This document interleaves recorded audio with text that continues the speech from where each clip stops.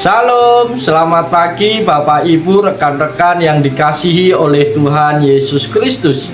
Kembali di pagi hari yang indah ini dengan penuh sukacita di dalam Tuhan dan dengan penuh ungkapan rasa syukur karena Tuhan baik dan sangat baik bagi kita semua, sehingga pagi hari ini kembali saya bisa menjumpai Bapak Ibu Saudara semua melalui program Motivasi Pagi. Firman Tuhan yang hendak saya bagikan pada saat ini terambil di dalam 1 Samuel pasal 3 ayat yang ke-10 yang berbunyi demikian.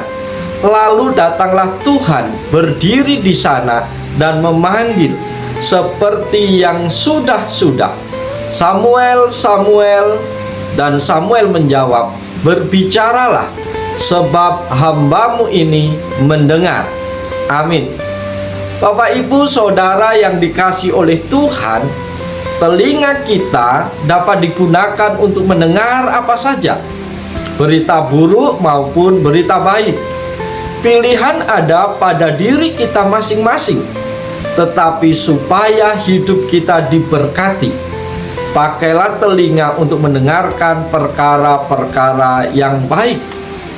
Bapak Ibu Saudara yang diberkati Tuhan, Edgar Watson Hope pernah berkata, tak seorang pun mau mendengarkan Anda bicara kalau ia tidak tahu bahwa selanjutnya adalah gilirannya untuk berbicara.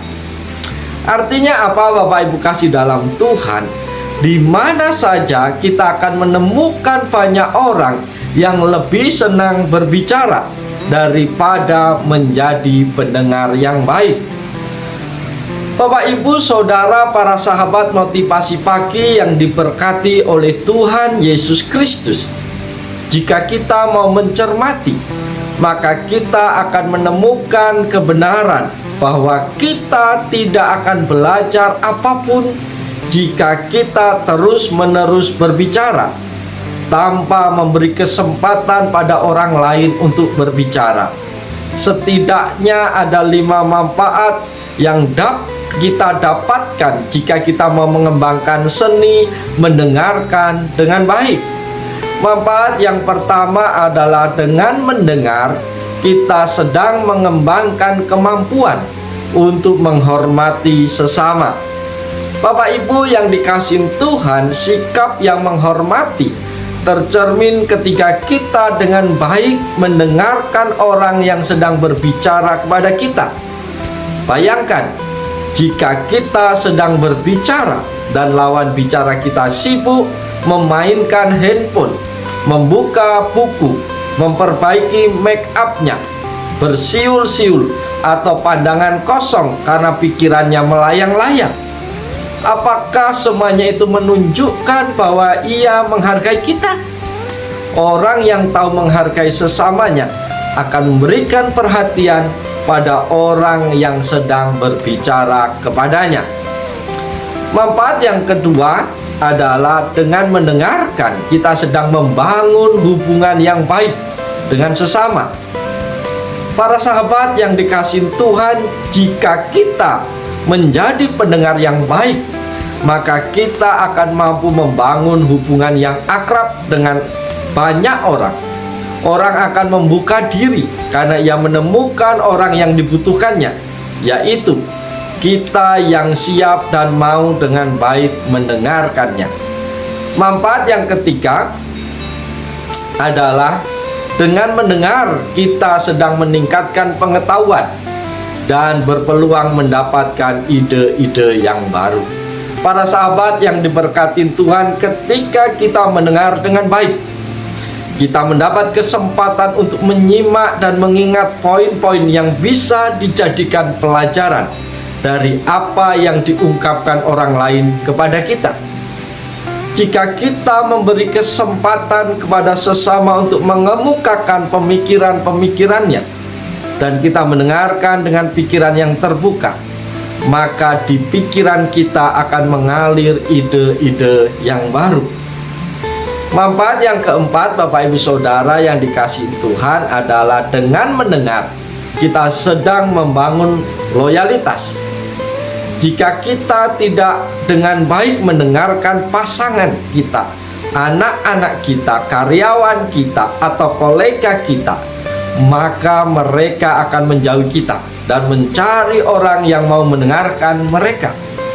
Tetapi jika kita memberi hati dan perhatian, maka mereka akan mencari dan mempercayai kita. Kelima, Bapak Ibu kasih dalam Tuhan, manfaat yang mendengar adalah dengan mendengar kita sedang membantu sesama. Setidaknya jika kita belum memperoleh manfaat untuk diri kita sendiri, kita sudah membantu sesama kita. Bapak Ibu Saudara yang dikasihi oleh Tuhan, kemudian kita belajar di pagi hari ini lewat firman Tuhan ini filosofi di balik mendengar, yaitu mendengarkan suara Tuhan. Yang pertama adalah mendengar itu berarti mengerti.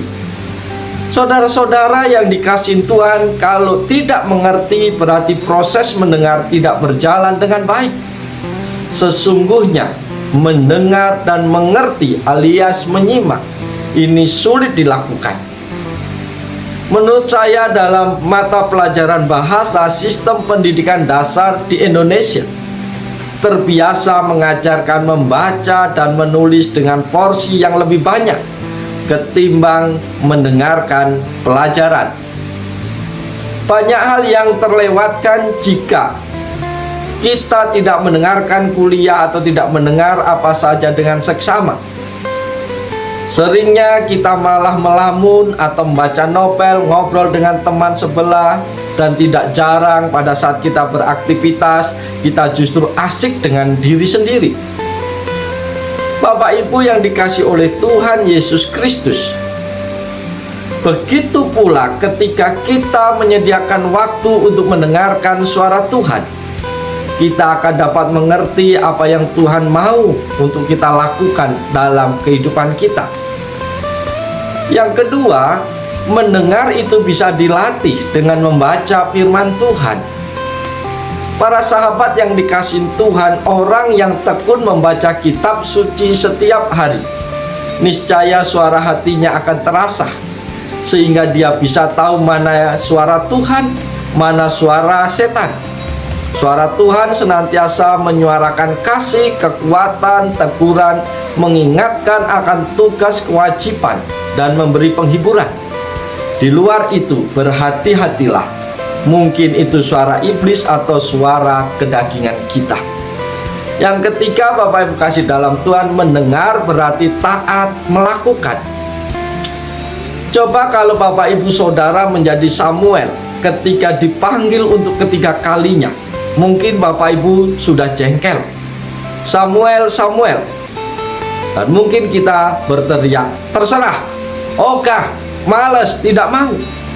Tetapi Samuel tidak seperti itu. Ia adalah orang yang sabar. 3 kali dipanggil, 3 kali juga ia selalu bangkit dari tidurnya dan pergi kepada Imam Eli. Barulah di panggilan yang keempat, ia mengerti bahwa itu suara Tuhan. Mendengar suara Tuhan lantas bukan hanya mengendap menyimpan dalam hati sebatas pengetahuan. Tentu tidak. Suara Tuhan harus dilakukan. Seorang penulis bukan penulis jika ia tidak pernah menulis. Bagi penulis, menulis adalah latihan. Kemampuannya tidak akan berkembang jika ia hanya berimajinasi. Saya ingin menulis ini, itu, dan banyak sekali, tetapi tidak pernah benar-benar menulis. Jika telah terbiasa melakukan sesuai dengan suara Tuhan, maka orang itu pun akan semakin bijaksana. Yang keempat, Bapak Ibu kasih dalam Tuhan, orang yang banyak mendengar akan menjadi orang yang bijaksana. Saudara-saudara yang dikasihi Tuhan, zaman sekarang telah bergeser. Dulunya perusahaan-perusahaan lebih suka memilih manajer yang pandai bicara. Rakyat pun lebih memilih pemimpin yang pandai bicara. Namun kini kita memilih pemimpin yang lebih banyak mendengarkan suara rakyat. Begitu juga para pejabat dan sebagainya. Perusahaan-perusahaan pun sekarang memilih manajer yang lebih banyak mendengar. Sales asuransi di Amerika yang menerima penghargaan terbaik bukan orang yang pandai bicara. Justru orang itu malah tidak pandai bicara. Ia hanya mendengar keluh kesah kliennya dengan sabar, kemudian menawarkan solusi untuk asuransinya. Bapak Ibu yang dikasihi dan yang diberkati oleh Yesus Kristus, pada pagi hari ini kita telah bersama mendengarkan firman Tuhan. Maka jangan puas kita hanya mendengar dan berhenti di situ, tetapi biarlah kita mendengar dan melakukan apa yang kita dengar, yaitu suara Tuhan. Apa yang harus kita lakukan hari ini? Oleh sebab itu, biarlah kita semua menjadi pelaku-pelaku firman Tuhan. Karena dengan mendengar berarti kita mengerti apa yang menjadi isi hati Tuhan. Dengan mendengar suara Tuhan berarti kita taat untuk melakukannya. Oleh sebab itu, selamat pagi, selamat berkarya. Ingatlah selalu bahwa Tuhan rindu menolong, memberkati Bapak Ibu Saudara yang senantiasa mau mendengarkan suara Tuhan setiap hari. Oleh sebab itu, selamat pagi, Tuhan Yesus menolong, Tuhan Yesus memberkati kita semua sepanjang hari ini. Haleluya, amin.